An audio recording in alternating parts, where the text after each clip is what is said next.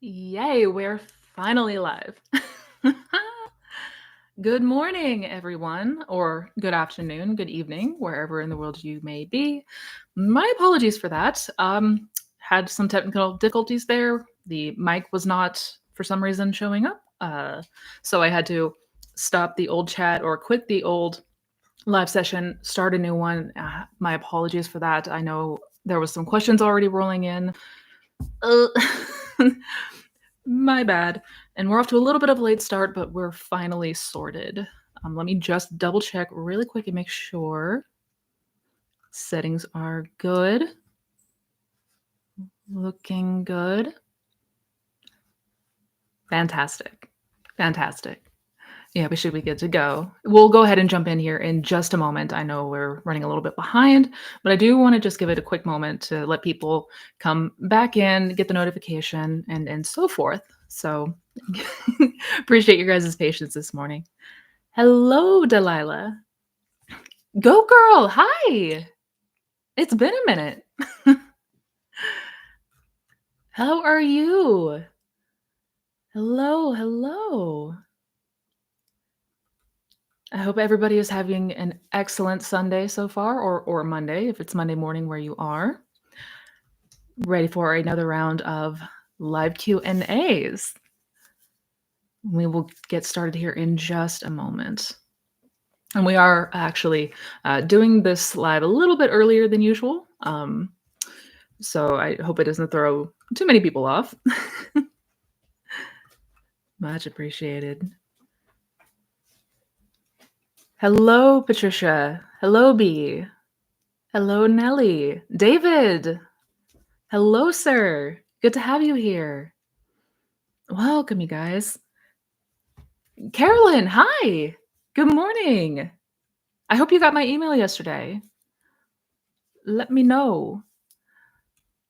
Hello, Danielle. Hello, ENZ. JT, hi.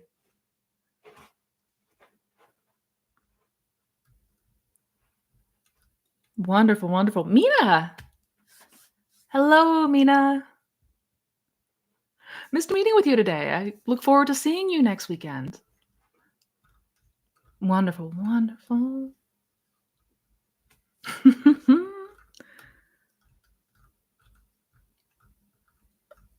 Let me just checking something really quick. Gotta pull up a new tab. One moment, you guys. Da, da, da, da.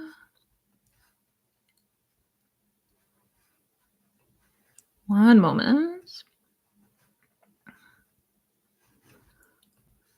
Okay. All right, we are good. Excuse me.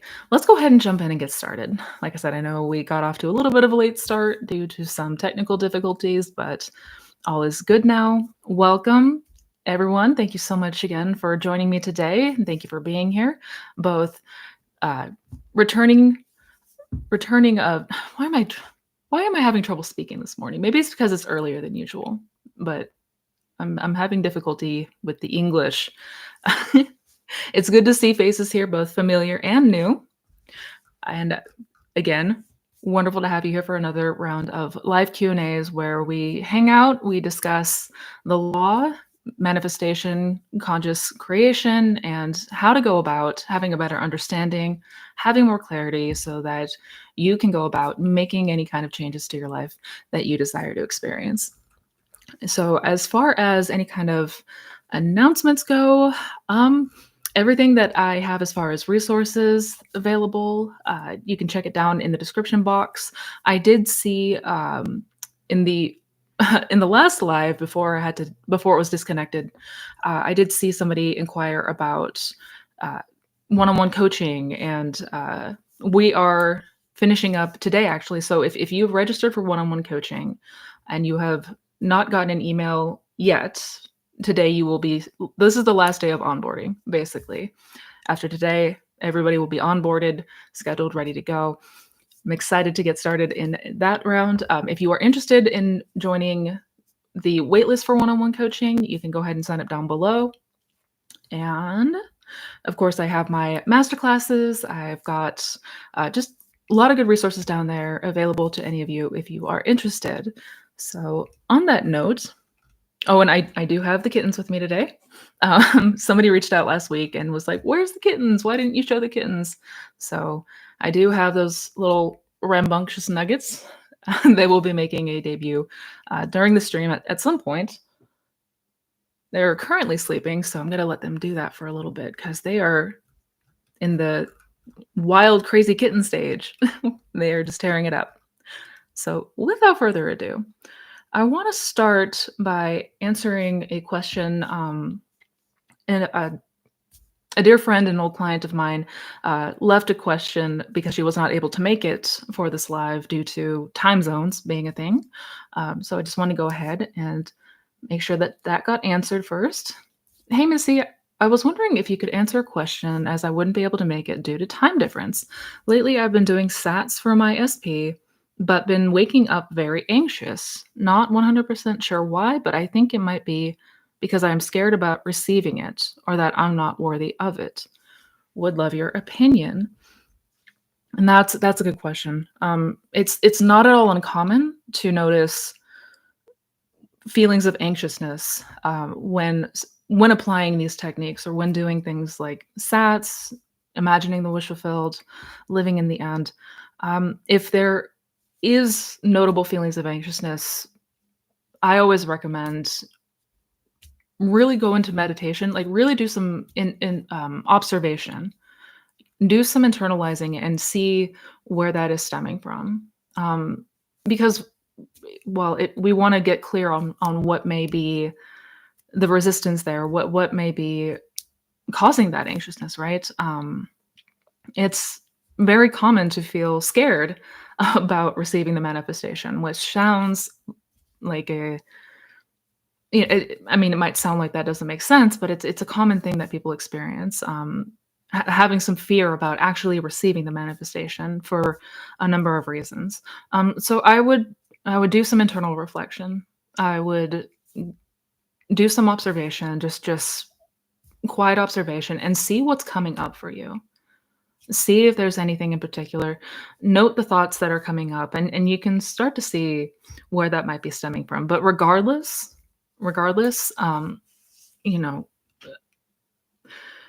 if you need to maybe take a moment to first utilize breathing exercises or things to help you get relaxed first, do so. Um, but ultimately, we want to continue to get familiar with that state of the wish fulfilled, right? We want to continue to get familiar with that reality, with that state of consciousness where you have the desire, you have your SP. And in part of the fear could be that we're just not familiar with that yet, right? So do continue to imagine if you can, if there's not too much resistance, and ultimately it will cease. It will begin to settle down. It's not going to feel like this forever.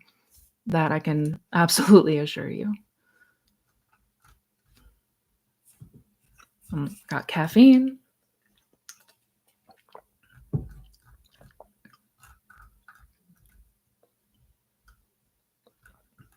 Let me see. Going back here. Missy, how are you? Anything new in your own journey you'd like to share? Huge thanks for the impossible to possible vids. Super important. Oh, thank you, Goat Girl. It is good to see you again. You have been missed. And I'm glad you enjoyed the video. Yeah, I think it's a message that easily overlooked. Anything new in my own journey? I'm I'm chilling. I'm hanging out. As far as my own big manifestation right now is focusing on starting a rescue uh, for right now dogs and cats. But my dream ever since I was a little girl was to open up my own uh, rescue and rehabilitation center for sick and injured animals, stray animals, things like that. That's one of the main reasons we moved out here, why we bought several acres of property. That's ongoing in the works, but that is also something that has always been a passion of mine for a long time.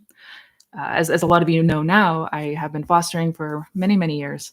And that's kind of just what I want to do is help animals.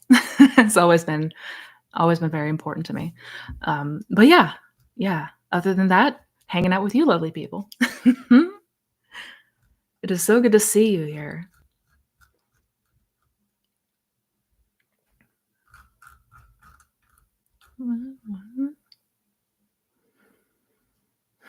Hi, Missy. 3 weeks ago, I told you I was blocked. I revised and forgave myself, and SP called me last week. He said sweet things, but he wants to move on and remain friends because we are not good together. I'm doing my best to not feel like I failed, and I'm trying to persist in the end. Did I do something wrong for him to show up only wanting to end things on good terms? Good question. Um, I mean, I don't like to say doing things wrong. I don't like to really put it like that because the truth is we all miss the mark sometimes. It's going to happen. Everybody misses the mark from time to time. That is okay because we can ultimately change that. We can ultimately take aim again, right?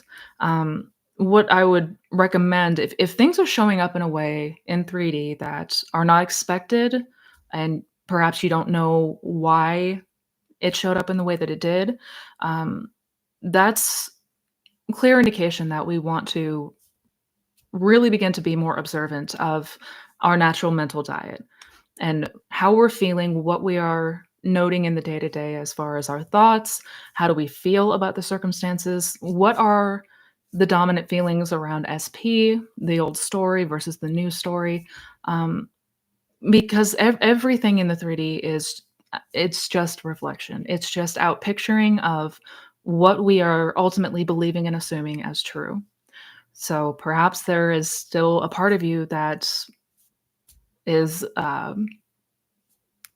attached in some way to that old story, believing that SP does not want to be with you, believing that this is never going to work out, or any of the number of things that we can fall into and start to believe as true, especially if we are conditioning it off the 3D circumstances. So really make sure that we are paying attention to our mental diet. And by that I mean what are we believing, assuming, and feeling into in the day to day. And you can know right off the bat by what's the first reaction when you think of SP? What is the very first thing that comes to your mind? What's the first feeling or thought when you think of your specific person? Um, that will tell you what state you're occupying as far as you and SP is concerned. But regardless, ultimately, again, even if we miss the mark, we can always take aim. We can always take aim again. So continue to imagine, continue to revise anything in 3D that shows up that is not ideal, and do continue to allow yourself to experience in imagination that ideal outcome. And just go all in as much as you can and to the best of your ability. Yeah.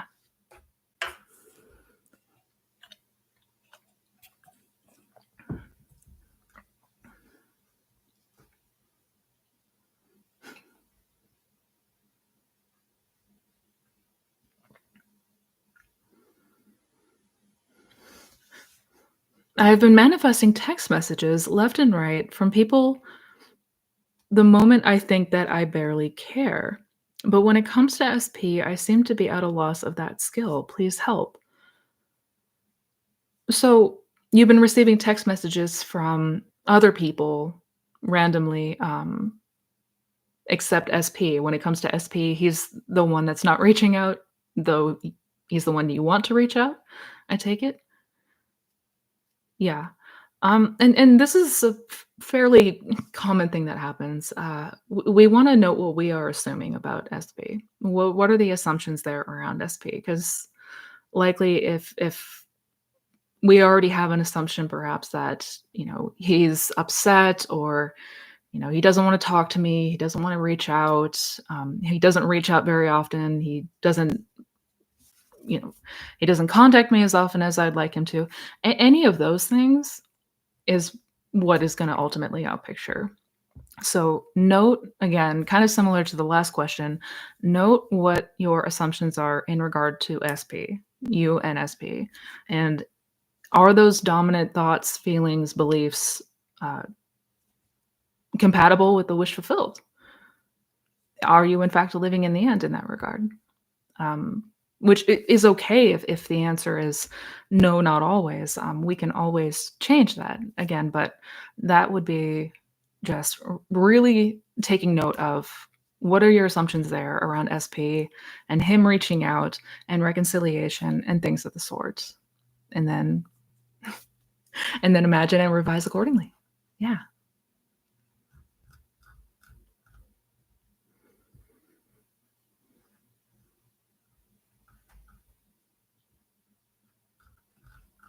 You guys are just so sweet. Thank you. Thank you.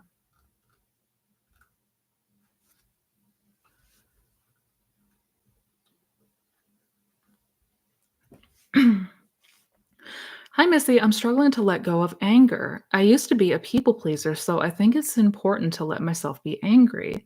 But I feel like it's also the thing stopping my manifestation. Any tips? Absolutely. That's a good question. And it's an important one because as somebody who also used to be a people pleaser, um, yeah, it is important to allow ourselves to feel and process whatever we may need to feel and process. Um, I'm venomously against suppressing our emotions or just trying to bottle everything up in the hopes that that will make our feelings go away or the bad feelings go away because it won't. Um, so yeah, we absolutely should let ourselves be angry if we feel angry and we need to have a moment. Um, but sin not, which basically means yes, be angry, but don't let it ruin your aim. Neville used to say, be angry, sin not. Don't let the sun descend upon your anger. If you need to explode, explode, but don't let the sun descend upon your anger. Basically, what I'd recommend is at the end of the day, revise it. Revise it so that the day played out exactly how you would have wanted it to go. Um, revise the feelings that you had perhaps of being angry. Uh, So if you need to have a moment, if you need to let yourself be angry, which is important sometimes, then absolutely do so. But at the end of the day, revise the day, imagine it as you would have wanted it to go. Yeah.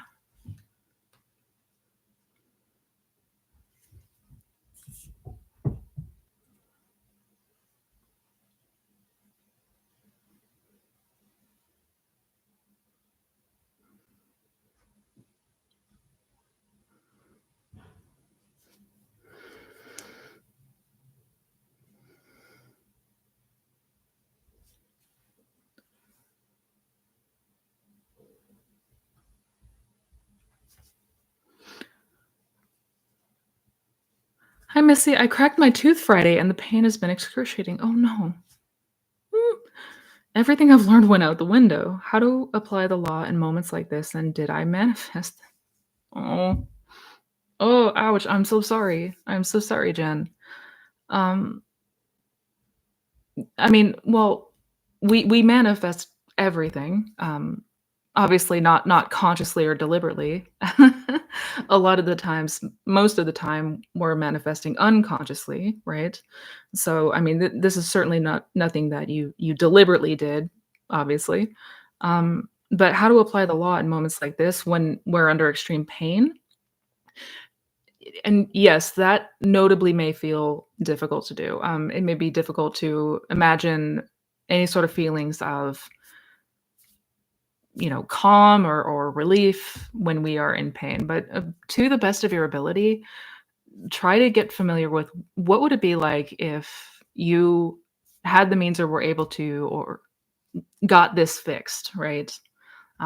Imagine perhaps a conversation where you're talking to somebody about how you went through this whole ordeal, but now thankfully you were able to get it taken care of, and now there's relief there, right? You're no longer in pain. Even if it doesn't, even if you're, even if it might feel difficult to believe it or feel great when we're in physical pain, to the best of your ability, continue to go to the end. Continue to imagine ultimately the feeling that would come with this is now fixed, right? This is now taken care of. Pain's gone. And seize little moments here and there if you can, when you can, to do so. I'm not saying you have to be upbeat and feel good all the time. That's going to be challenging when we're in pain, but just to the best of your ability, come back to that first principle, right? Be still and remember who you are. And then any kind of imaginal act that would imply that this is now taken care of, I would go there.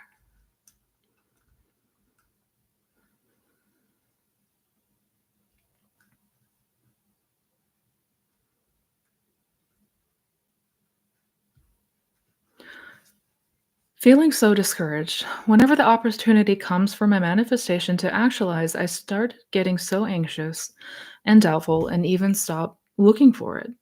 How do I stop? I visualize and affirm multiple times a day, start feeling it real, but then when I can really make it reality, I start to get anxious, doubtful, and resist, even though I know I want it. Yeah. Um, I'm so sorry, Neely. It sucks. What you're describing sounds like backlash. It sounds like textbook ego backlash, which is not at all uncommon. In fact, I'd go as far to say it's very common to notice a lot of that resistance and pushback to the idea. And that's essentially the ego terrified of change, right?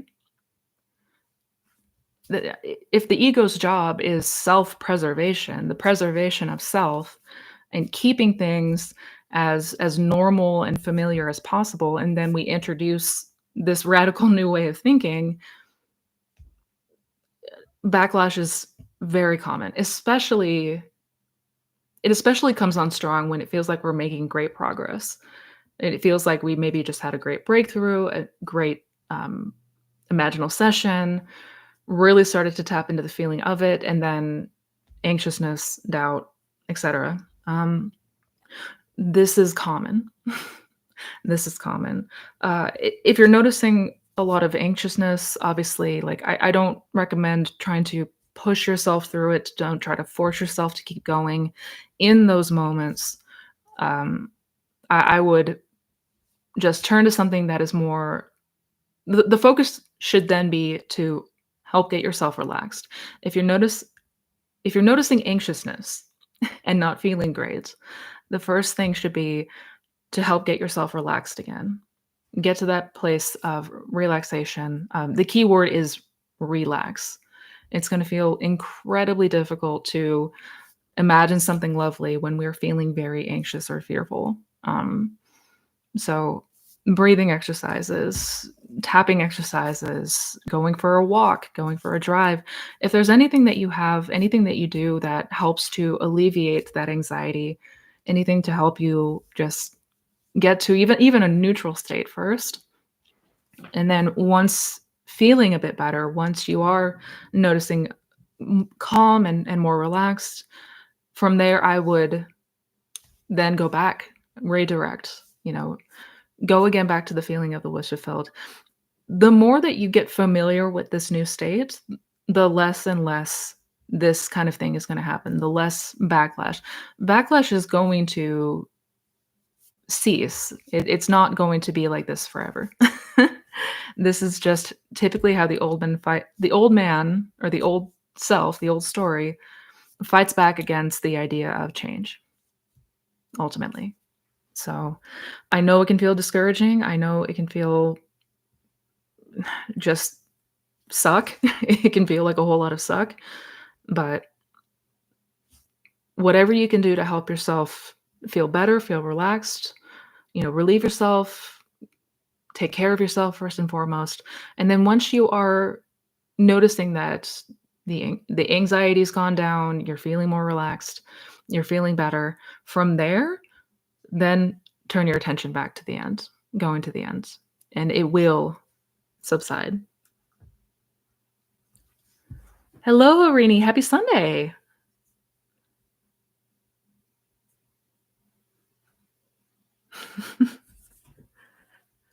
Hello, Danielle. I'm doing good. How are you?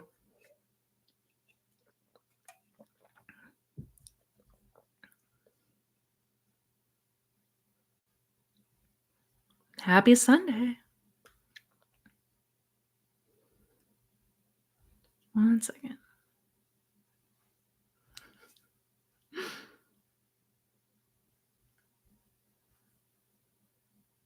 Is that something you personally always use? Um, I use sats often. It's not the only thing that I use. My go-to is as far as techniques though, although admittedly I don't really use techniques a whole lot these days, but my go-to is "Isn't It Wonderful?" Yeah, that one is my jam.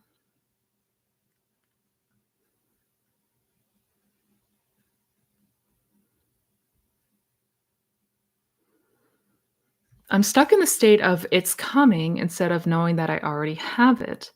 Is it just going back to imagining and feeling it real to get out of that state? Yes. Yes. Yeah, and make sure when in imagination, we wanna imagine as if the future is right now, right? So we're taking the future and we're putting putting ourselves there right now. So whatever the experience is present tense, right? Because I am is present tense. So yes, we want to continue to imagine and make sure that we're imagining from the place of already experienced it or already experiencing it, right? Not from the place of, oh, this is going to happen. Yeah, in imagination, right? In imagination. Yes, in the 3D, yes, we know that the 3D follows imagination. And because 3D is bound by the rules of linear time, then it's obviously takes longer to because everything manifests under a bridge of incidents, a bridge of events. So, yeah, in imagination, we imagine as if that future outcome is happening right now. Yeah.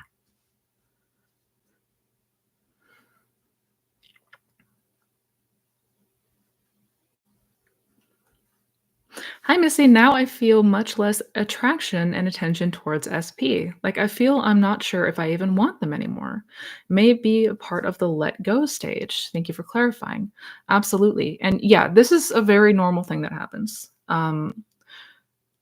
As we continue to condition to a new state of consciousness, we're gonna notice a difference in how we feel. We're gonna notice that we're feeling much less, anxious, urgent, it could even feel like we're neutral or even feels like we don't want them anymore. Um, I mean, that's likely not the case, and we can tell if we still want them or not by asking ourselves if they showed up right now, if they showed up today, would I still take this person back? If the answer is yes, then how we know. Um, but yeah, we're detaching from the state of desiring them, like in the sense of I'm separate from this person, I long for this person because I don't have them. When we move out of that stage, a lot of the feelings that we know are going to change. And it's going to feel much less big. It's going to feel a lot more neutral. It may even feel like we don't care anymore. Yeah. And this is normal. This is normal.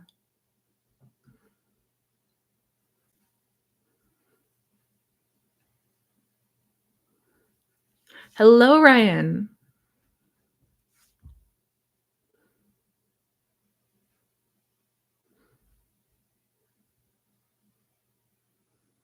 When I do visualizations in a sitting position, they seem so real and wonderful. But when I lie down, I can't do them at all. Is it okay to do visualizations before sleeping in a sitting position? Absolutely yes. Absolutely yes. Nothing wrong with what position we use, how we go about it in that sense. Yeah. If if you're noticing the difference in feeling to that degree, absolutely absolutely visualize sitting up. Yeah. We can even, visualize with our eyes open. We don't even need to have our eyes closed. Um, but yeah, whatever feels more natural and real to you, do that. Oh, thank you for the super chat. Thank you, Melissa.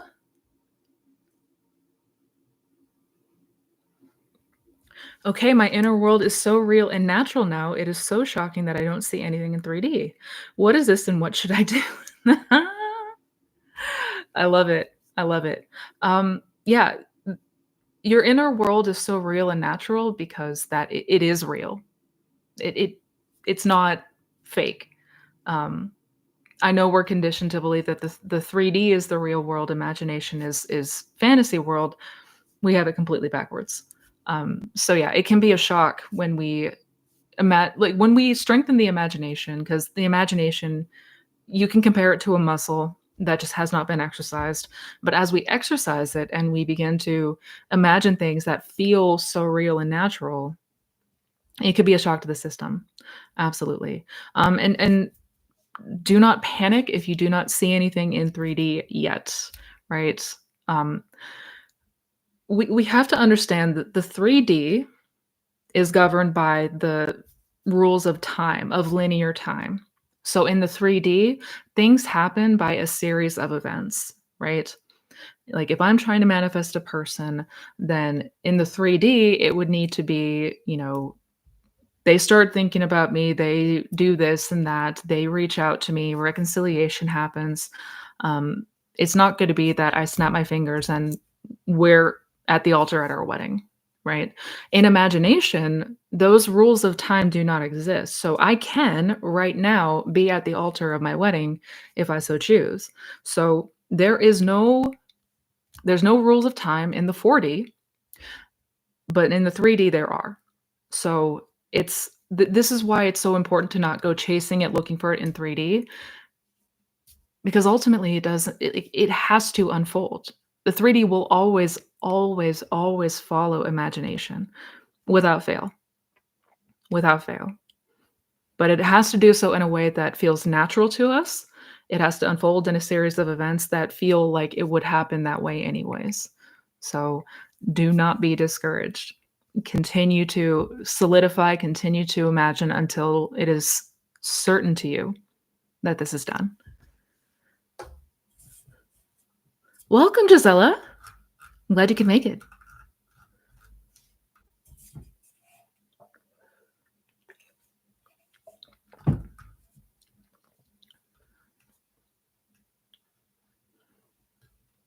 No, thank you guys.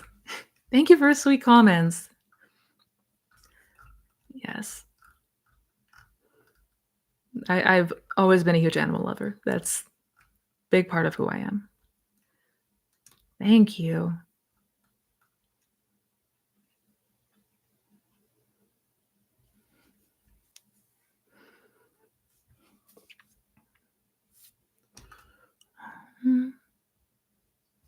Sorry, I'm trying to find my spot, guys.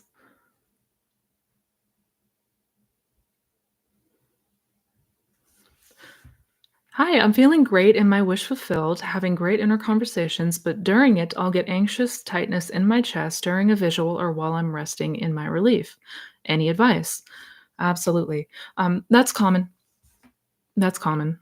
Usually, the feelings that you're describing, that anxious feeling in the chest, points to resistance, or there's something there that's in conflict, a belief or an assumption that's in conflict with what you are imagining or what you ultimately desire. Um, that is nothing to concern yourself with. Like, as far as like, it's not bad. It happens all the time. Uh, if you find yourself feeling anxious, I would absolutely recommend first and foremost to address that. As in, don't try to keep forcing yourself to live in the end. Don't try to keep force yourself to, imagine something lovely when you're feeling anxious, because that likely is only just going to exacerbate the anxiety. Um, Utilize anything to help alleviate the anxiety first. Breath work, tapping. I'm going to come up with a video on things that we can do when we're feeling anxious and how to ultimately address it and overcome it. But I would help first get yourself to that place of relief. And once you are relaxed again, then turn your attention back to the end. And ultimately, as we continue to get more familiar with that state of the wish fulfilled, that feeling of anxiousness will subside. Oh my god, thank you for the super oh, wow. Thank you. Thank you for the super chat.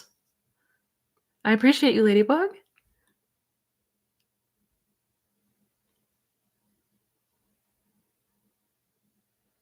In terms of desiring a good relationship, is choosing an SP messing with the middle? If my desire and his contradict with each other, is changing my SP target also messing with the middle? Thank you. Absolutely. Neither of those things that you describe is messing with the middle. uh, you can absolutely manifest a specific person. I mean, there's absolutely nothing wrong with that. Uh, and if my desire and his contradict each other, it's changing his target, also messing.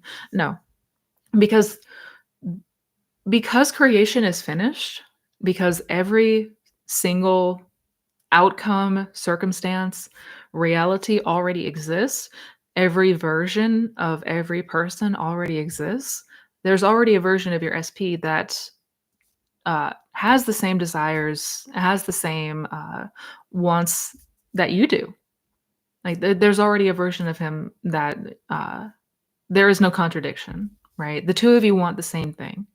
And that is what we are imagining. That is what we are tapping into. That is what we are selecting as far as the state that we're occupying. Um, yeah, none of those things are messing with the middle. Rest assured. Messing with the middle is just conditioning our desire. It's essentially when we say, I can't have this thing, or I can't imagine this, I can't go to the end because XYZ, this needs to happen first. I can't have this job because I'm not qualified. I can't have this person because they live in another state or country. Like that's messing with the middle. It's anything that stops us from going to the end, is what that means. Yeah. So, no, you're good. You're totally good.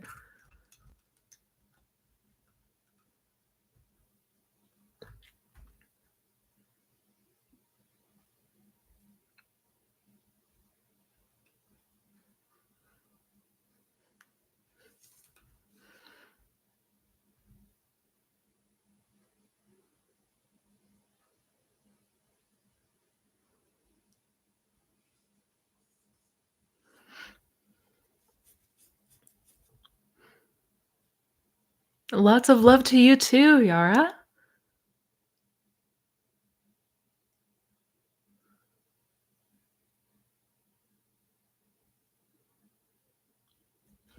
Are thoughts and desires also a manifestation? If imagination is at the forefront of all of this, then everything else is a manifestation, right? Absolutely. Well, so thoughts are yes, thoughts are a manifestation. They're the byproduct of any given state of consciousness, right? So the thoughts are like what comes in the package of that state. A state is an attitude of mind based on a body of beliefs and circumstances, right? So it's the circumstances, it's the version of whatever person, it's the thoughts, it's the reactions. Um, is going to vary by state, but the thoughts come from the state, if that makes sense. So yes, desires are a gift. They are from God. This is something that we are meant to experience. The whole reason that we're here as humans is to have experiences until ultimately we come to the realization one day we awaken, so to speak, to who we really are as God. Um, but yes, desires are gifts that we are meant to experience. Yes. So I guess in that sense, you could say. But yeah, basically everything is a manifestation. Yes.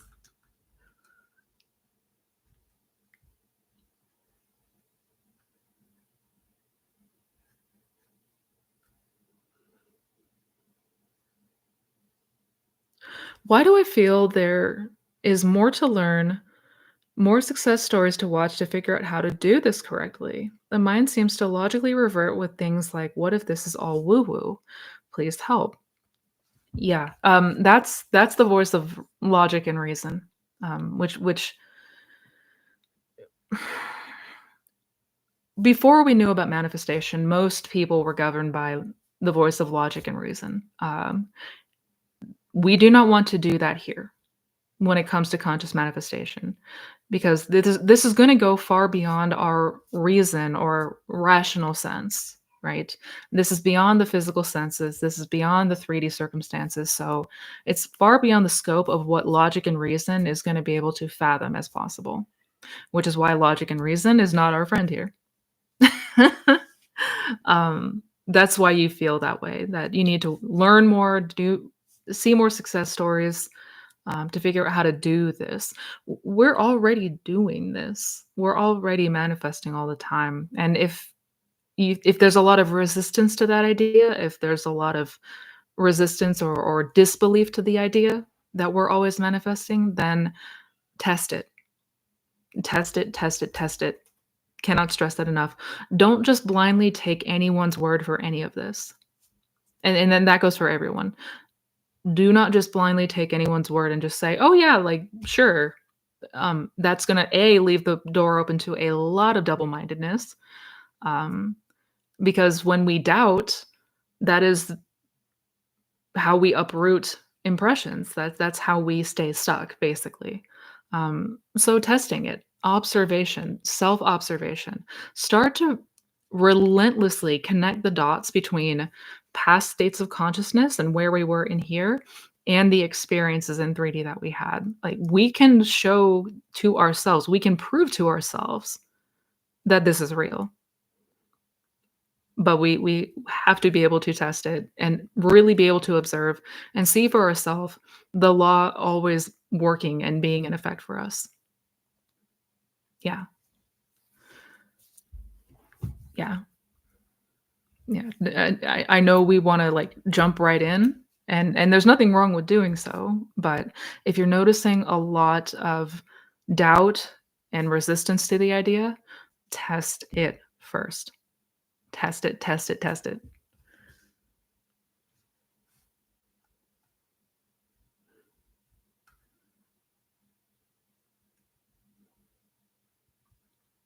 I recently binge watched almost all of your videos and finally understand the law.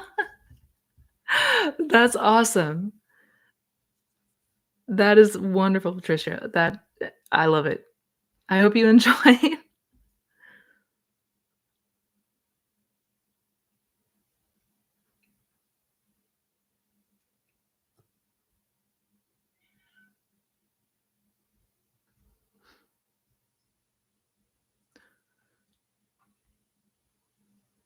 I had contact a few years ago. We had a miscommunication, not a fight. I will send him a new proposal. What is best to do? Doing sats and few times per day affirming X says yes to the deal. Um, uh, as far as as far as what you imagine, like what you are affirming, what you are what you are imagining in sats, as long as it helps to capture the feeling of him saying yes, then I would do it. Yeah, I would do it. I would just continue to go to the ultimate outcome, whatever it is that you want him to say or what you want to experience, go there as much and as often as you can in imagination. And until it begins to feel like this is the natural outcome, right? Until there's no questioning or doubt. I hope I'm understanding the question correctly. Let me know if there's something that I missed, but I mean, the best thing to do is whatever resonates, right? Imagining in a way that resonates, and by resonation, I mean, like by resonating, I mean what feels natural and good for us. Yeah.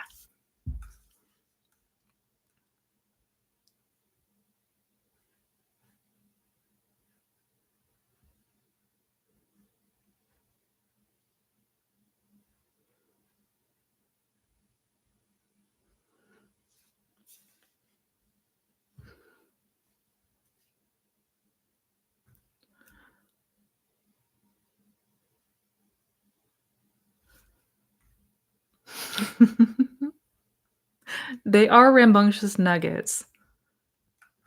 Thank you for the super chat. Oh my god, thank you, ENC, sorry.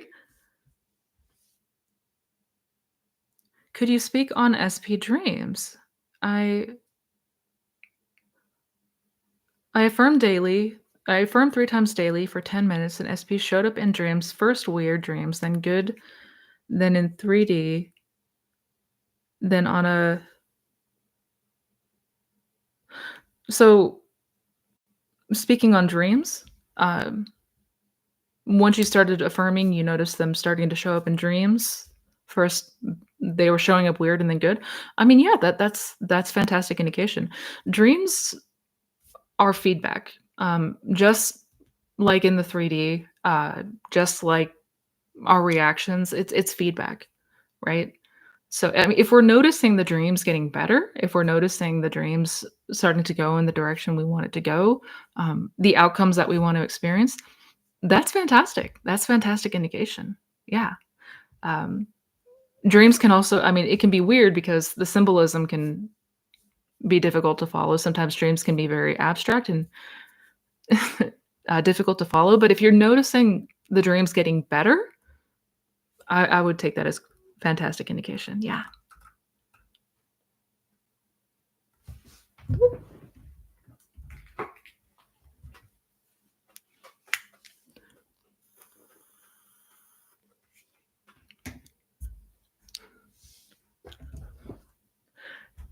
Oh, was I calling you? I was calling you by the wrong name, Nelly? My bad. My bad.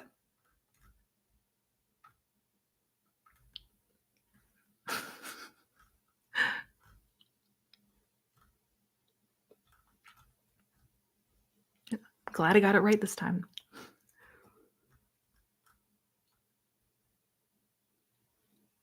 Please let us know how we can support your animal shelter. Aw, thank you. Well, once everything's up and running, I've need to go through the processes, set up a 501(c)(3) and all that. But yeah, I mean, once that's established, I'll absolutely let everyone know. But thank you.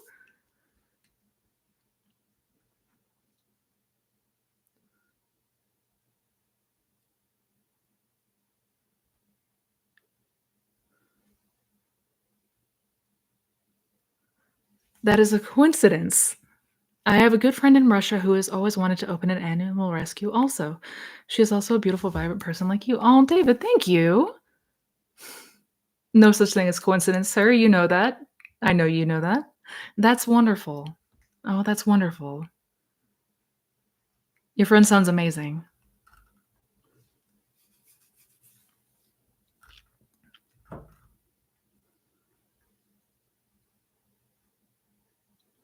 Good morning from Canada. Good morning. The last week I have been feeling very happy, light, and giddy. When I think of SP, I get good butterflies and I feel excited but peaceful. Would this be the Sabbath? I mean, very well could be. So the Sabbath is the period of rest. It's when it feels like there's nothing left to do, right? Because it's done, essentially. So it's the feeling of literally everything is good. I don't need to fix on this anymore. I don't need to affirm or do techniques anymore. It's done. So if that is the feeling, then absolutely, absolutely. Either way, though, I'm thrilled to hear that you're feeling good this week.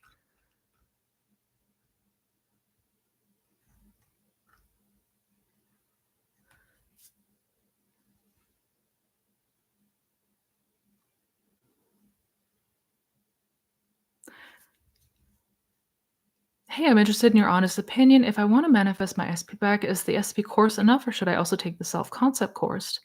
Good question. I mean, the SP course is pretty much chock loaded with everything that I personally executed the way that everything that you need to know when it comes to a specific person. If that is the ultimate aim, that one deals more explicitly in that. The self concept course is, I mean, obviously the foundation of all of this. The self concept is the most important thing ultimately to this whole these teachings and understanding the law. Um, but yeah, if you are planning on purchasing either of the courses or one or the other, um, Give it a day or 2 because I'm gonna have a little flash sale going on, but, uh, yeah, absolutely, absolutely. I would start with SP course and see where you are.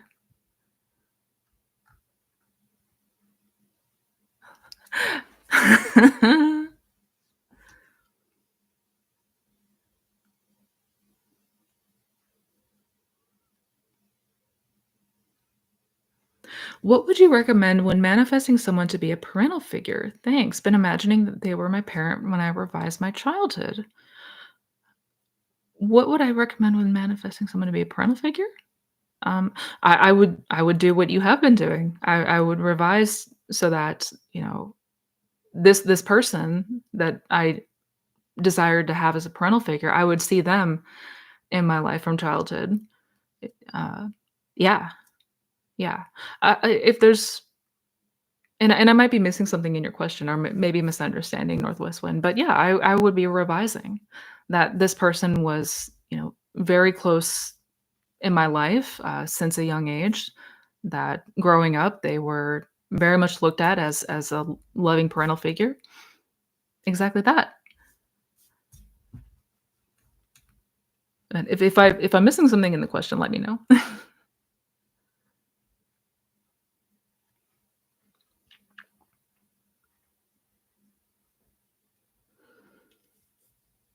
If we wanted to use scripting to revise a whole relationship and the script is a few pages long, is that still going to impress the subconscious mind? I mean, it could. How does it feel? How does it feel? The key word being the feeling. Uh, the scripting itself is not the important aspect. It doesn't really matter how many pages the scripting is, how long or short it is. It's how it makes us feel. That's what will leave an impression. Yeah.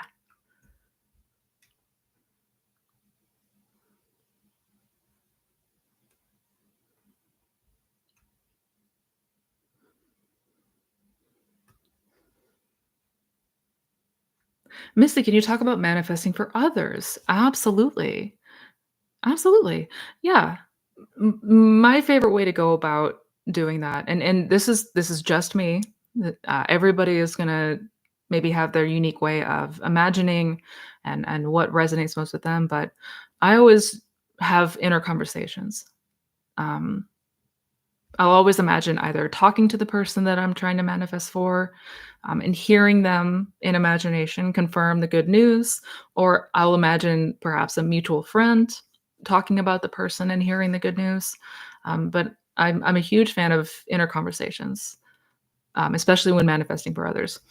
That or sats, right? Like bringing more scenes in, or um, bringing more of the imaginal senses into it. Like I may even construct a scene depending on the circumstance and what I'm trying to manifest.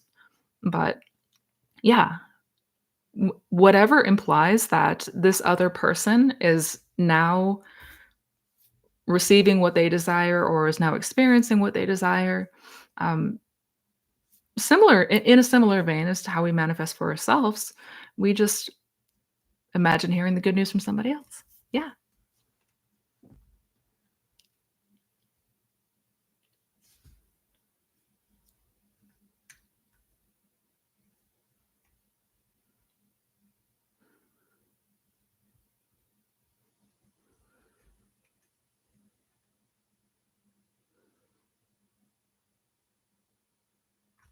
I've been using everyone as she pushed out to forgive and to accept myself as both my SP and her boyfriend as a representation of a part of me that I'm suppressing. It is starting to make me feel better about them. John, that is amazing. Yes. Good. And I know that's not easy to do at times, but that's wonderful to hear. Yeah. Keep going with that. Keep going with that. Because yeah, whatever we've been suppressing, we have to dislodge it. We have to process, we have to let it out. Yeah. Good. I'm happy to hear you're feeling better. Yes.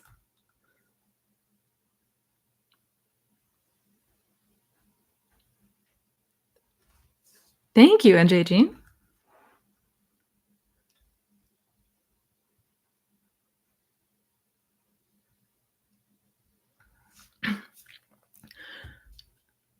I have a question. Is it true that truly anything is possible?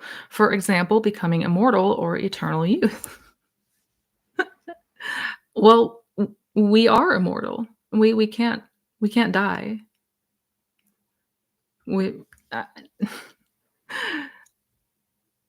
as awareness, as I am, can never die.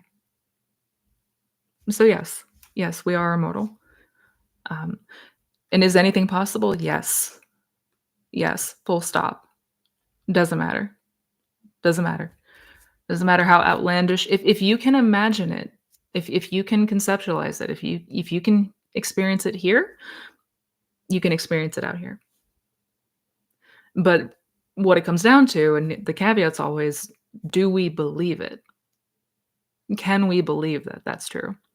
That's where a lot of times we can get tripped up.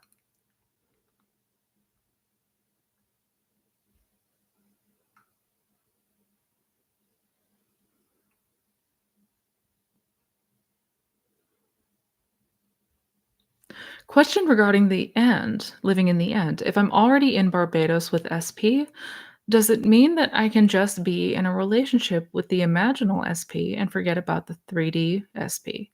Um, does it mean that I can just be in a relationship with I mean, yes, in imagination, you want to be together with SP, right? Like, that is already done in imagination because the 3D is what always follows imagination, right? The 3D always follows whatever we imagine and whatever we assume. So if you're already in the end, if you're already there in imagination, in a relationship with your person, then that must be what unfolds in 3D. Yeah.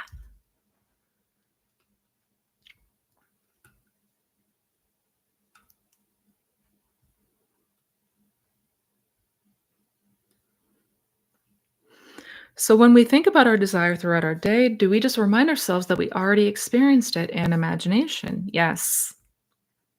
Yes. Mhm. And that whatever we experience in imagination, whatever we experience and allow ourselves to believe into it, right? If we accept that the imaginal experience is real, that that is not fake, that is not make believe, that that really happened, then the 3D must follow. Yes.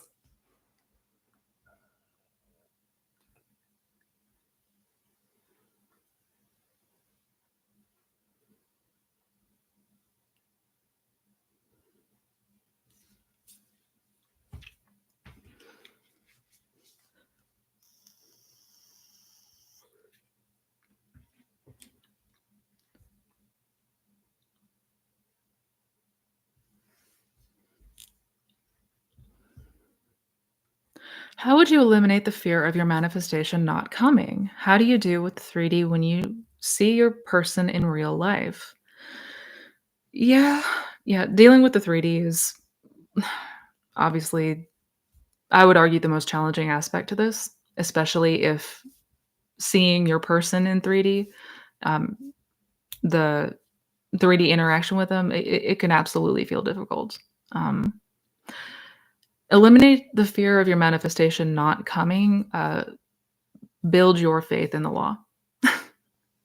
That's really the only way that is going to 100% of the time eliminate that fear, is if we trust that the law is always working, right? If we have faith that the law is real and that whatever we assume, whatever we imagine is what becomes our experience, then how would that fear exist? It can't exist. So continuing to build your trust and faith in the law is how we quash the fear of the manifestation not coming or not working.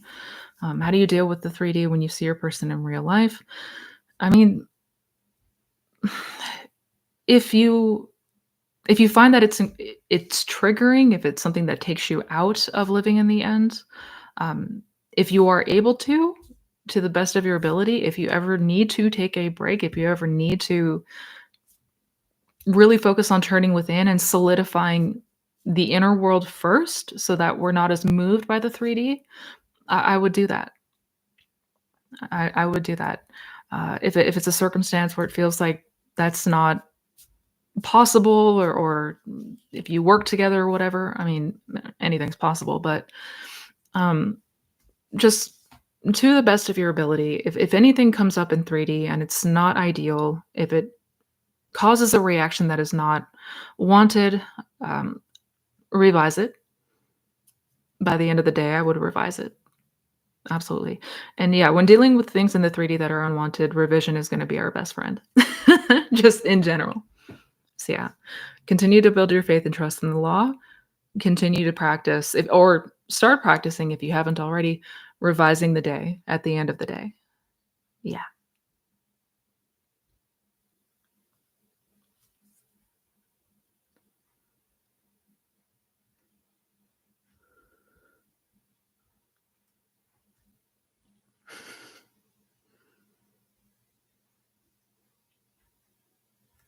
My question is, if we are assuming we have something regardless of 3D, it has to catch up, right?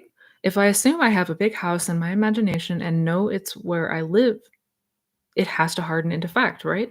Correct. Yes. Yes. Wherever we live in imagination is where we will live in 3D, without fail. Good, bad, in between, doesn't matter. Um, so yes, whatsoever you assume, you will have it. An assumption, though false, if persisted in, will harden into fact. It has to, yes.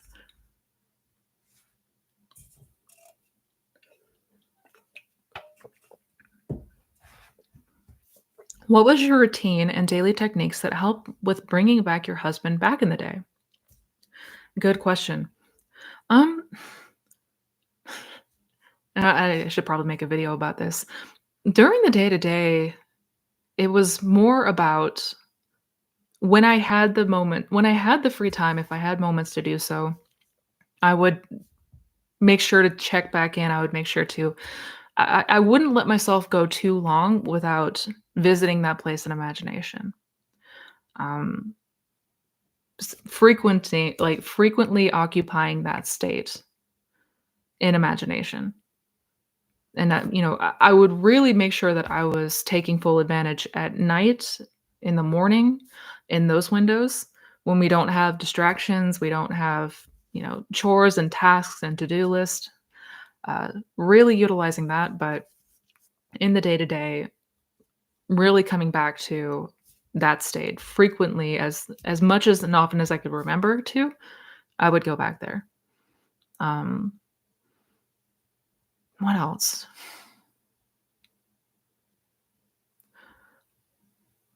Only other thing that I can really think of was I did very much I got heavily into self-inquiry at that time. That was the other thing. So, essentially, exercises with detachment, and by detachment, I mean detachment from this old self, this old story, the old conceptions of myself, him, and everything in between. But that was the long and short of it. But the probably the biggest thing, well, no, the biggest thing was revision and really making sure to utilize those windows before bed and in the morning. Because I naturally started to feel better in the day to day when I would do so. When I would imagine at night, when I would bring that feeling with me into sleep, I naturally felt better the next day. Like, I didn't have to constantly check myself. I didn't have to constantly redirect. I didn't have to fight my thoughts. I didn't have to do any of that. 'Cause whatever we take with us into sleep, we're going to see that expressed the next day. Like, we're gonna start to really get familiar with that state, and that's what creates a natural change within us, right? So instead of trying to, like, battle our mind during the day to day, make sure we're taking advantage of those windows at night and in the morning. That is important.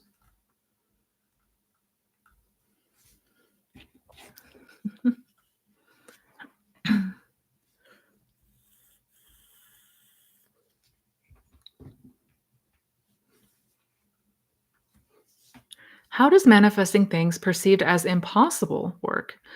If I want to manifest blue eyes, will I manifest blue contacts or will I wake up one day with natural blue eyes? Good question. And that depends.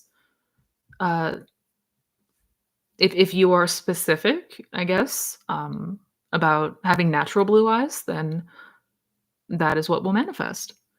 If not, then it may be that you manifest blue contacts, right? I hope that makes sense. Um, yeah. If you know that you want natural blue eyes, then I would make sure that your imaginal act implies that. Um, yeah. Hope that makes sense.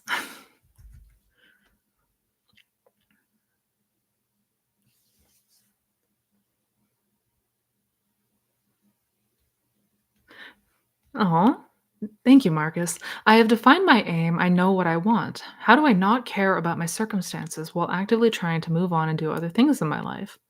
Good question. Yeah, and this one can be challenging for people, especially when we're new to these teachings. Our faith in the law is not that strong yet. The circumstances can feel huge, right? Because that's what we've always identified with. We've always identified with the 3D circumstances. They feel very real to us.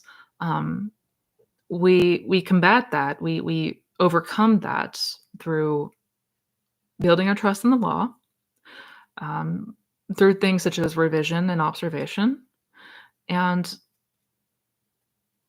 really the biggest thing above anything else is trust that what you imagine is reality. That is what is real. The circumstances will always rearrange themselves depending on what we are imagining. And if we don't believe that, we want to test this and prove that to either be true or not true. But if we hang out in this limbo where we believe it sort of, we want to believe it but not quite, that's how we keep ourselves in double-mindedness. That's how we keep ourselves very prone and reactive to 3D circumstances. um, so make sure that through self-observation, through really beginning to see how the law has played out in your life and in your day-to-day, just noting the connection between the 3D world and the imagination world, you will see it. You will see that the circumstances are always rearranging themselves to shape whatever we are imagining. Yeah. We gotta buy that pearl. We gotta buy that pearl.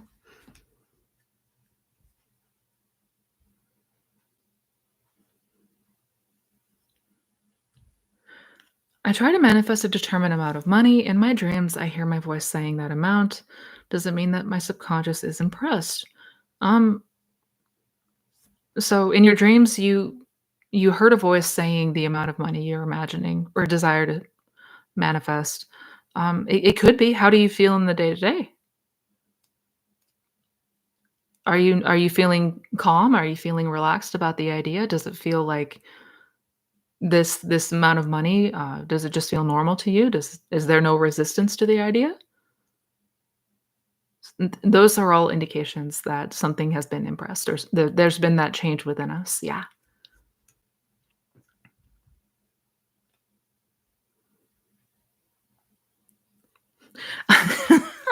I love these Q and A's because it shows me everyone is going through the same ish. Yeah. Yeah. Yeah. We're not alone. We're not alone. And I hope if nothing else that it brings some comfort and reassurance to know that it's not just us, right? Everybody has their days. Everybody has their struggles on this journey. We're like everyone. Yeah.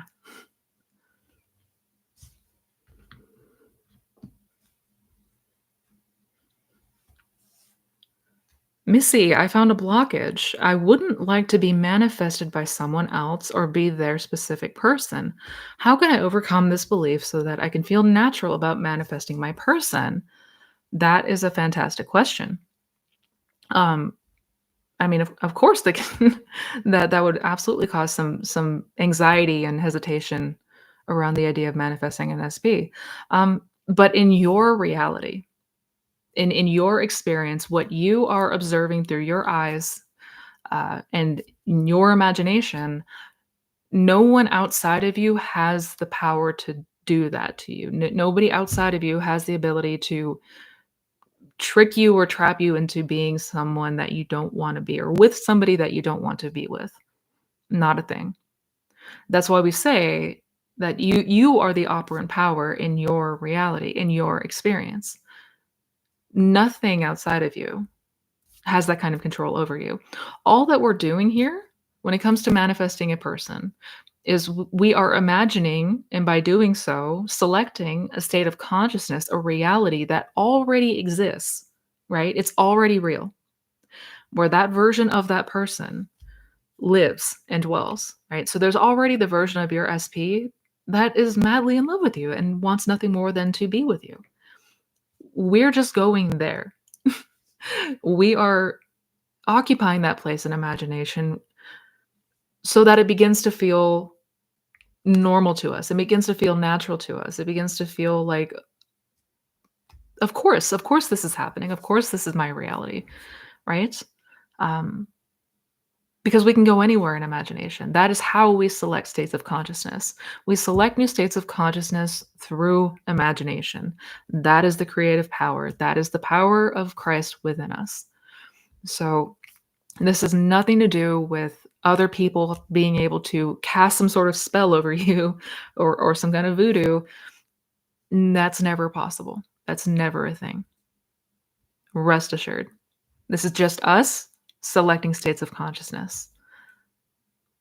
Nothing more, nothing less.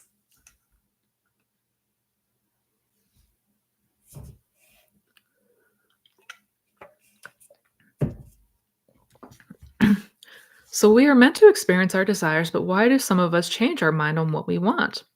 Or is it misguided and we simply want a general feeling, not the specific thing?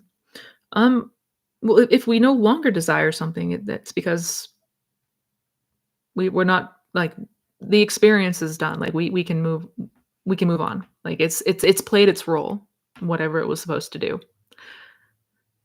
I hope that makes sense.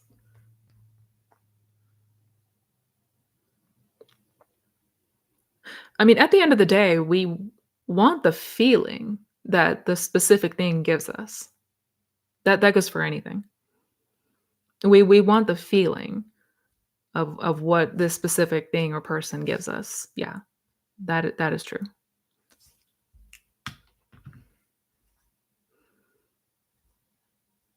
I love that you're putting bookmarks.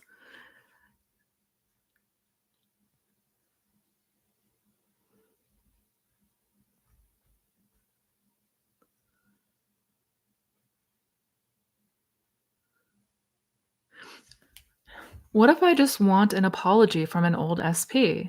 I'm still revising things about him and our past situation, but I really want him to confirm that he is sorry. Is that okay?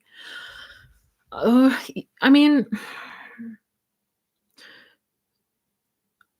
naturally, if somebody wronged us, if it feels like somebody wronged us, I mean, of course, it's understandable and natural to want an apology from them. But does that imply that the story has changed or not? Does that imply that there has been a change of consciousness or not? Um, because if ultimately we're just hashing out that old story still, if the conception of self has not changed, then that's really at the core of what we're trying to do here. Um, I'm never going to say like what you can and can't manifest or what you should and shouldn't want to manifest. And if ultimately the apology is going to help you to feel better so that you can perhaps transcend that experience and close the chapter in that book, then then sure. But we just want to be mindful of like what,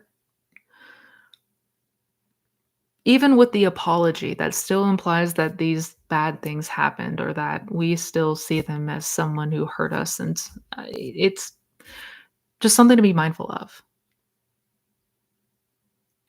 The power of revision is that it gives us the power to forgive. It's the power of forgiveness. It's the power of redemption. So yeah.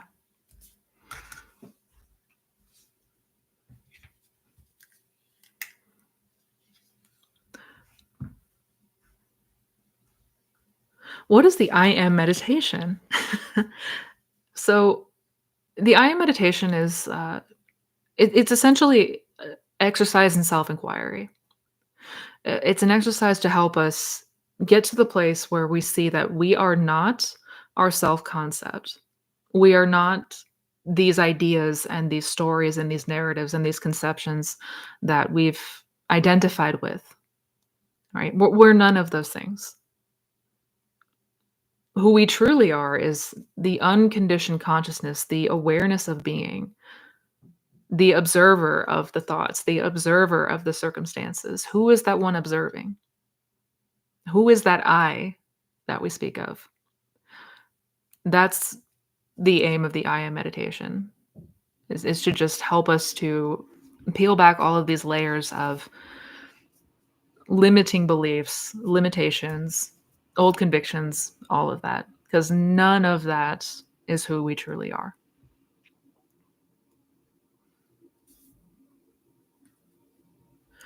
Missy, what is your opinion about tarot readings?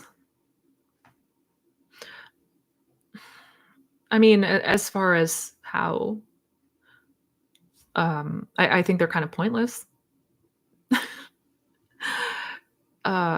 Because they're only going to show you what state of consciousness you like, what where you have been dwelling or what you've been assuming. They're not going to tell you anything new. They're certainly not going to be able to predict your future in a way that is independent of you, right? Um, there's a much more effective way to find what dominant state of consciousness we've been occupying, and that's through self-observation. Because nobody can predict your future. Like that's not a thing. The future is limitless. There are infinite possibilities, infinite paths that we can go. So, um, kind of a waste of time. Yeah.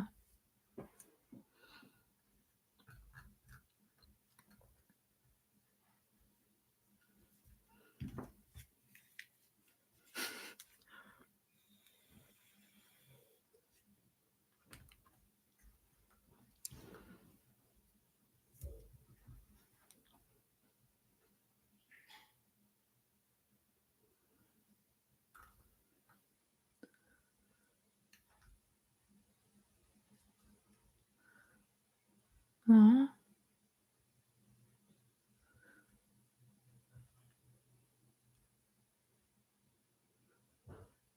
Why am I aware of a state as temporary? Seems good when I'm in the muck, but when I feel great, I also feel that.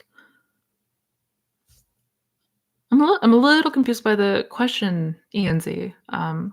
Why am I aware of a state as yes, states are temporary. Or wait, no. Let me back up. States are eternal, is that they don't go anywhere. States don't go anywhere. We move through them, and as in like temporarily experience them. We're always moving in and out of states. So if we're stuck in an unwanted state, we can note that that experience is temporary because we can always move. But if you're talking about, do states ever cease to be? Do states ever go away? No. States are eternal in that sense. But if we're experiencing a state, that is temporary, unless we decide to dwell there longer, right? But we can ultimately decide. We can ultimately decide. Yeah.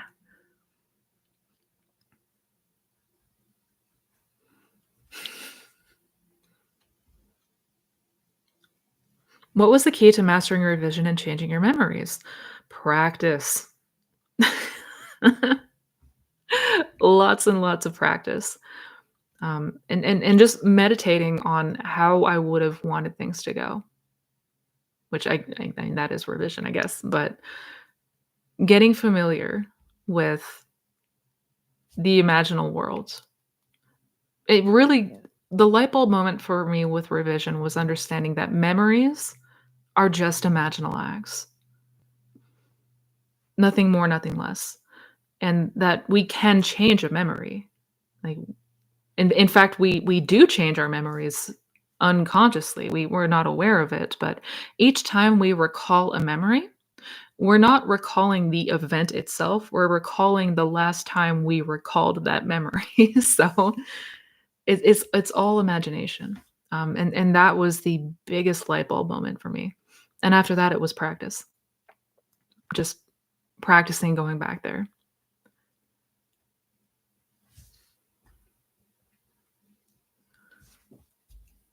Oh, thank you, Gisela.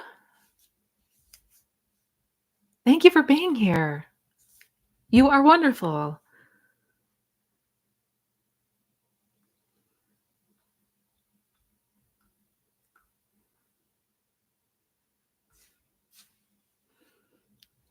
How to manifest to get my work study position back. Please see this if you can, and thanks.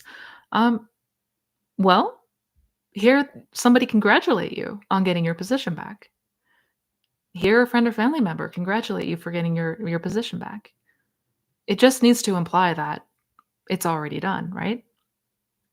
Or you can see yourself back in the office. You can see yourself um, shaking your boss's hand, saying "Welcome back." Go nuts. Get creative. Thank you for the super chat. I'm moving back to I am and loving the self-concept masterclass. Thank you again for all you do. Oh, thank you, Sarah. Thank you. You are wonderful. And it was so wonderful to see you again. Always go back to I am. When all else fails, go back to the first principle. Go back to that first principle. And it's so easy to get caught back up in the 3D and all the noise and our memories and our fears and our doubts. Be still. Know that I am. I love it. A lot of people asking about the I am meditation. I love it. I love it. I started an I am meditation. I started recording one, and I got busy. I accidentally messed up the recording. I used the wrong microphone. Um, so, and then it got shelved for a minute. I'm gonna have to come back and finish that for you guys because it seems a lot of people here really want an I am meditation.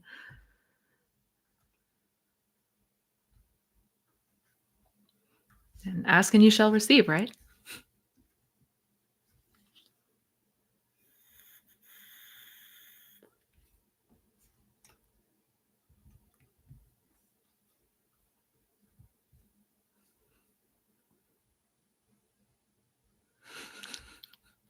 Happy Sunday, April. Thank you for being here.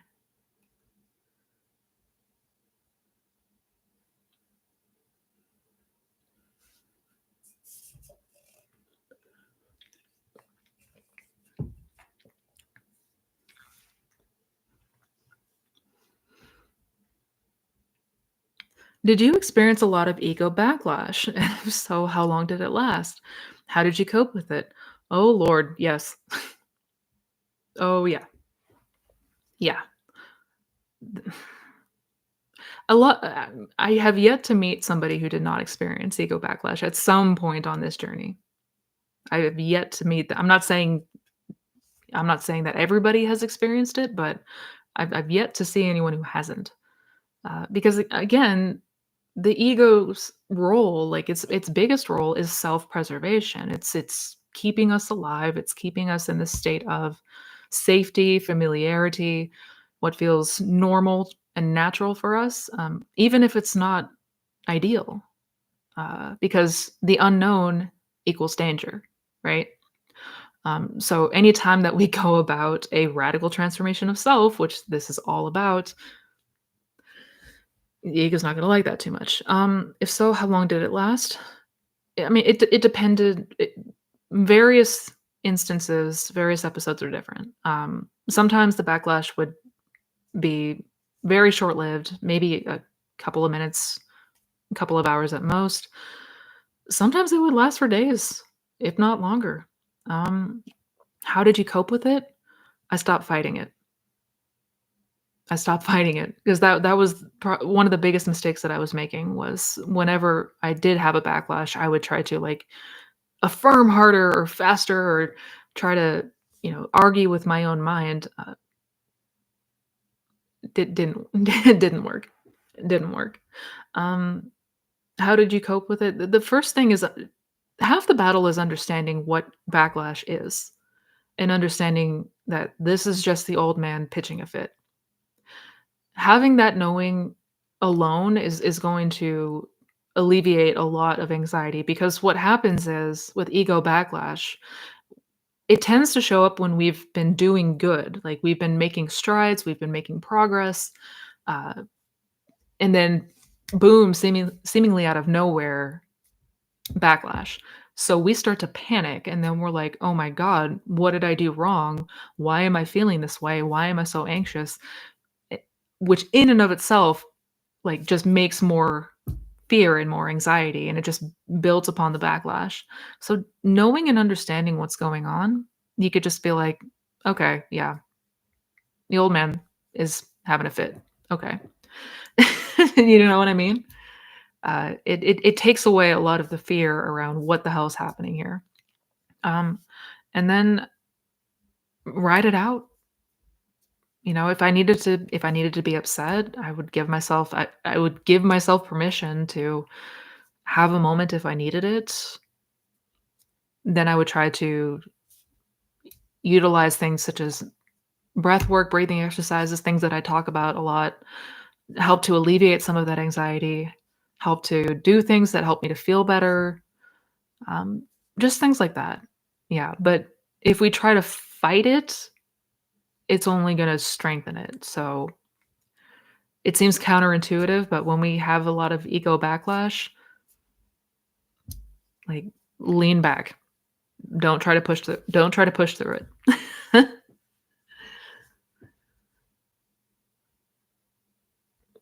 How do we know if it's just daydreaming? And what if daydreaming gives a very nice feeling? Good question. Good question. Daydreaming is the difference between daydreaming and living in the end is when we come out of the imaginal act, it's usually followed by a sense of, well, that was nice. That's wishful thinking. That can't happen, right? It's whatever implies separation from you and what you have just imagined. Um, so yeah, it's based daydreaming is just essentially us not accepting it as done, not accepting it as complete. I hope that makes sense. I should make another video kind of clarifying those 2 because yeah, daydreaming can feel really nice, but then we come out of it and we're like, "Yeah, if only that would happen. God, that's never gonna happen though. That's just wishful thinking." That's daydreaming. Yeah.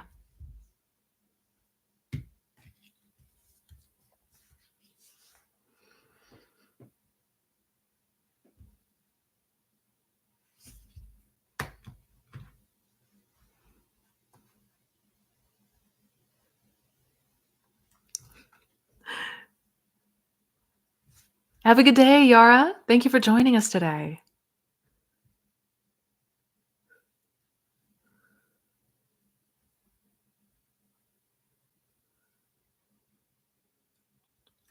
I had a profound enlightenment experience a few years ago when I realized I don't exist, the ego, and that everything is one. Awareness has given faith that all answers lie in awareness. Yes. Yes, John, that's it. That's it. I'm thrilled to hear that because that is ultimately true. That is true. Yeah, the I that is ego is not real. It's a conception, it's an illusion. constructed by awareness so we can have this human experience, but that's not who we really are. We're not the limitations of the flesh. That's not who we are. I love it.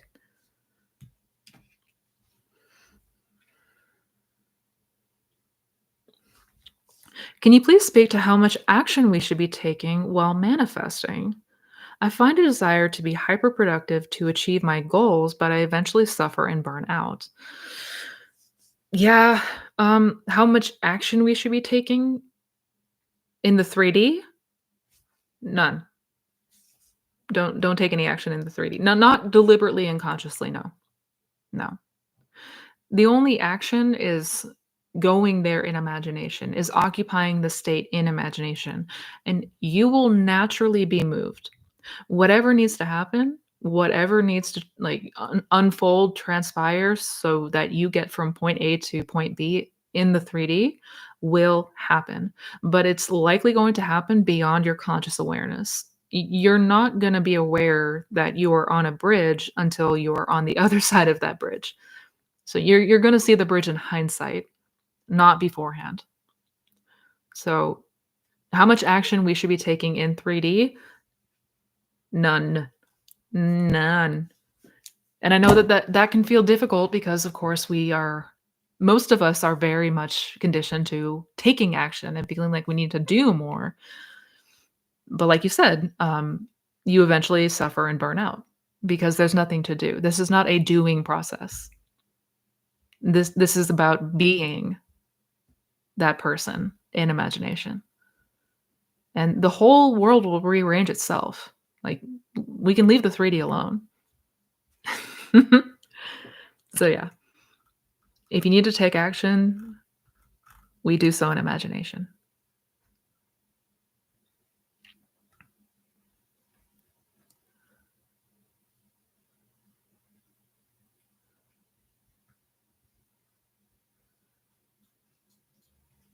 Hi, Missy, sharing a manifestation success story. I got my father to co-sign on my apartment lease renewal, and now I get to go stay in my apartment. Thank you for your help. Yay! Oh, that's wonderful, Lauren. Congrats. Congrats. That is wonderful.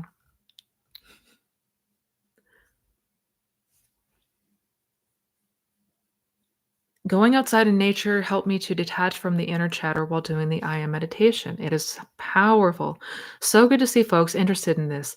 Yes, 1000% agreed. Yeah, and I do love to see so many people in this chat interested in the I am meditation. It is important. It is so important.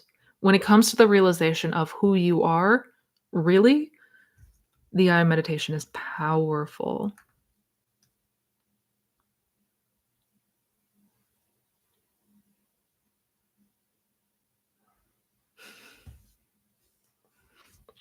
Why, when you give the universe an angry, fed up ultimatum, does it actually respond? This has happened to me. Maybe I should learn to be more angry. Oh, John. Why does the universe respond after an angry observation? Because in a way we are detaching. Not in the ideal way, but it is a form of detachment. When we say, you know what, screw everything, I give up, f all of this. Um, yeah, but there's much more effective and better ways to go about getting to that place.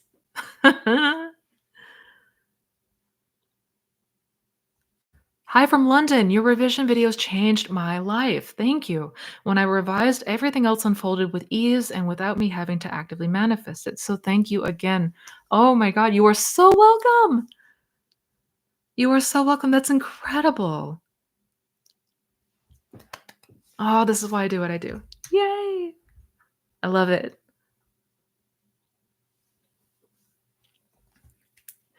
Ego thinks you're going to die and only thinks that because you identify that you are the state. Absolutely correct, Jerry. Yup. Yep. Yeah. The ego is incredibly limited in scope. It's very confined and limited to the 3D circumstances. what we can and cannot do in this physical body, and it identifies with the state we are occupying. It thinks we are that state. Yes. Yes. 100% true.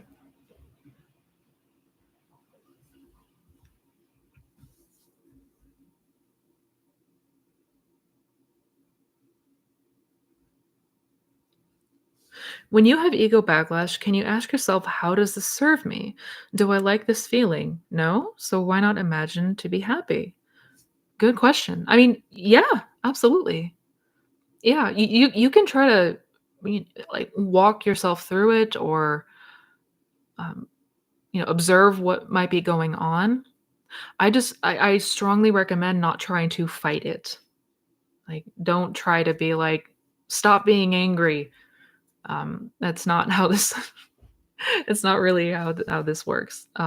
But yeah, we can question what's going on. Like, where is this stemming from? Why am I feeling this way? What's coming up for me right now? Obviously, this doesn't feel great. So why is that? Is it things like that? I mean, yeah, absolutely. But it can feel challenging to try to talk ourselves out of a state of backlash. Yeah.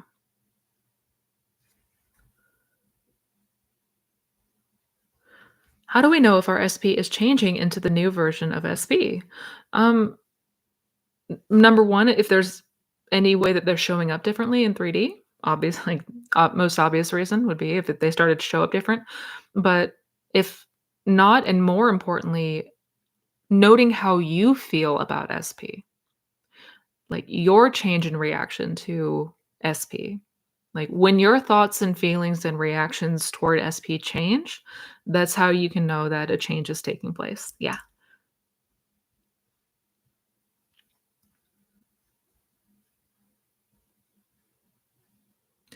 I'm currently manifesting a stranger I saw once. Really struggle. I can't imagine his face vividly and how I could meet him. Builds a lot of resistance. Does the subconscious know who I mean? Thank you. Absolutely. Absolutely. Yeah. The subconscious knows everything. The subconscious knows everything. We can't pull a fast one on the subconscious mind. So yeah, you don't have to be vivid in how you see them. You don't have to it doesn't have to be like a every detail is perfect and how you remember them. If you know and have an idea of who that is, the subconscious mind knows who you're talking about. Yeah. Rest assured.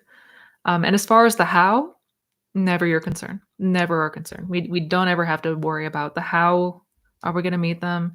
I know naturally it can be difficult for us because we want to be able to figure it out. The ego always wants to know how. We'll never know consciously. And that's okay. We don't have to. That's not our job. Not our job.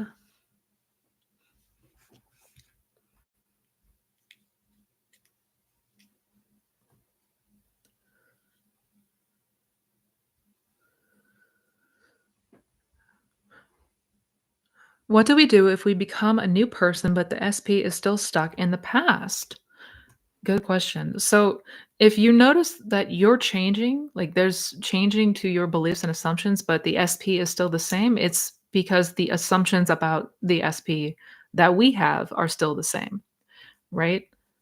So we might notice a change within ourselves. We might notice that we have more self esteem, we feel better about ourselves, we feel worthy, all of that. But if my assumptions about SP have not changed, then they're going to be stuck in the past. They're going to show up exactly how they've always shown up.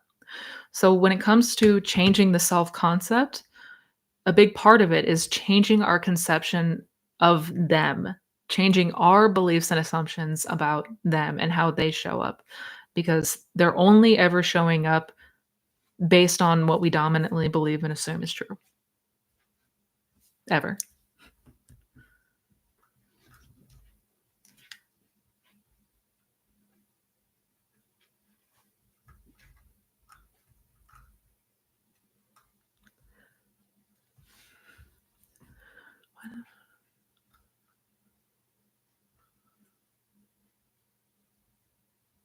Hello, Missy. I am blocked by SP. I have that strong feeling to reach out with anonymous SMs to say that I am hurt and wish him all the best. Will that influence my manifestation? Mm, I don't recommend reaching out and taking action from a place of feeling hurt. I can't recommend. I don't ever tell people what to do and what not to do. I don't like to do that. Um, because everybody's journey is different. But when it comes to taking action in 3D from a place of feeling very hurt, not a good idea to do so. No. Um, whatever you are feeling like you need to do in 3D, do it in imagination. Play it out in imagination and play it out exactly how you would want it to go. If that's going to help bring you some relief, then do that. Yeah.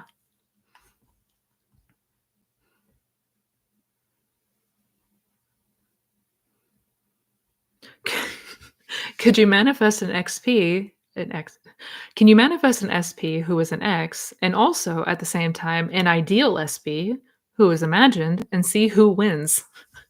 LOL, I wonder if it would help take away anxiety and allow more detachment. I absolutely you can. You mean imagine an X and imagine somebody who you have not met yet and see who wins? Yeah, I mean you could. Yeah, you absolutely I mean you can do anything.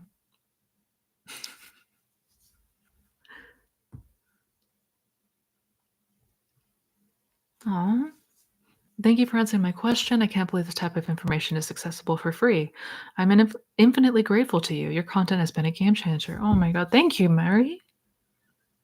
You are so welcome. Thank you. No, I'm a stronger believer that this should all be taught to it. Like this should be taught in school.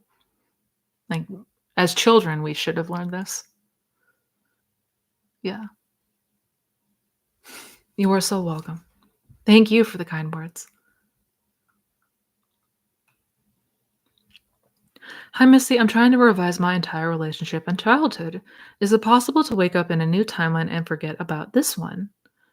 I mean, is it possible? Yes, anything is possible.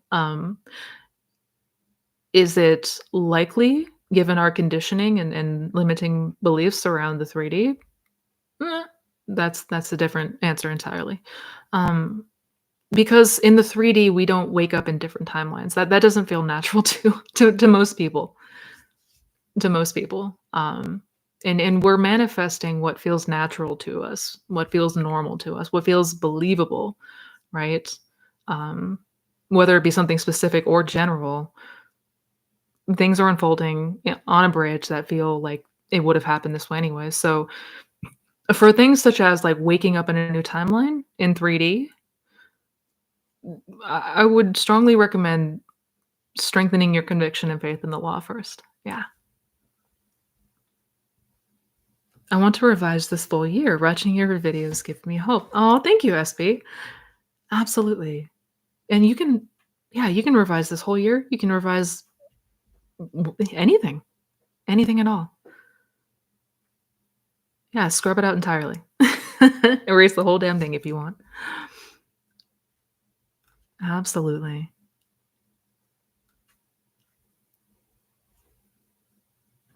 I got time for maybe one or two more questions. I am manifesting my SP. He's always been kind and sweet to me, but probably out of impatience, I contacted him and he was rude like never before, even though I felt I was doing great.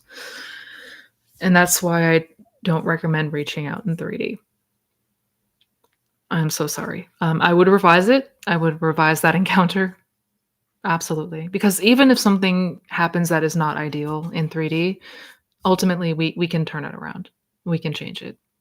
So just to be clear, um, don't feel like all hope is lost or anything like that. But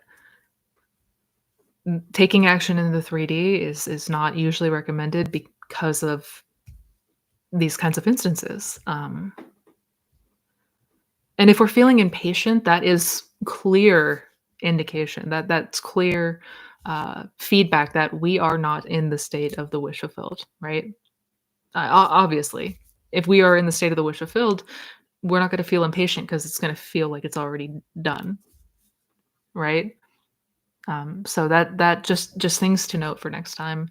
If I'm noticing myself feeling impatient, I've obviously fallen out of that state. So I should turn back to imagination and I should get myself back there and established first. Yeah.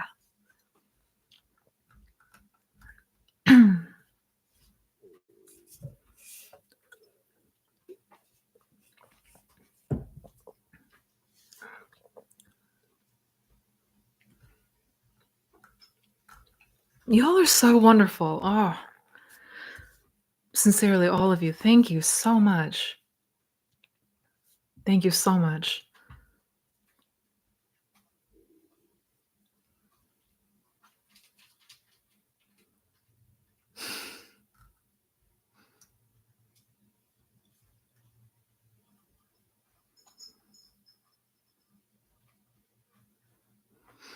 Everyone is literally pushed out. Yep. Everyone is literally as put out. Yep.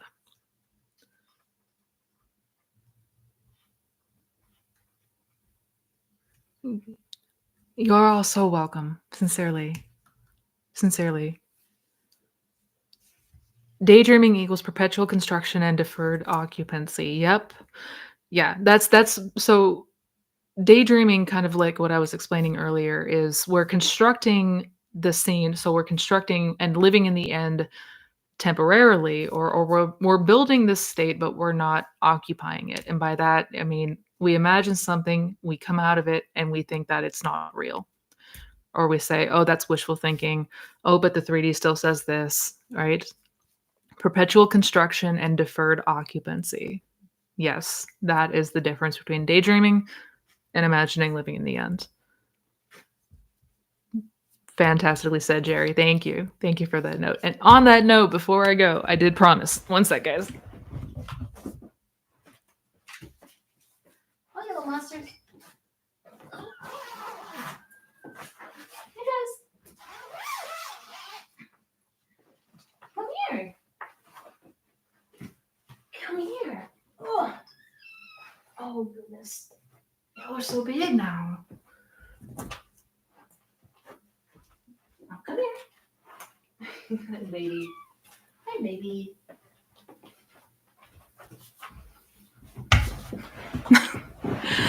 Look at how big they are now. Look at this. Look at this. I've had them since they were 3 days old. And look at this chunky master. Baby number 1. This is Cowboy. He's 6 weeks old. They're all 6 weeks old today. Oh, I think he was sleeping. I'm sorry, bud.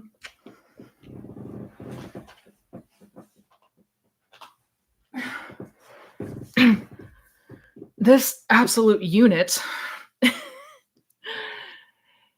is Bebop. This cat is huge. And he is 2 handfuls now. Say hi. Say hi.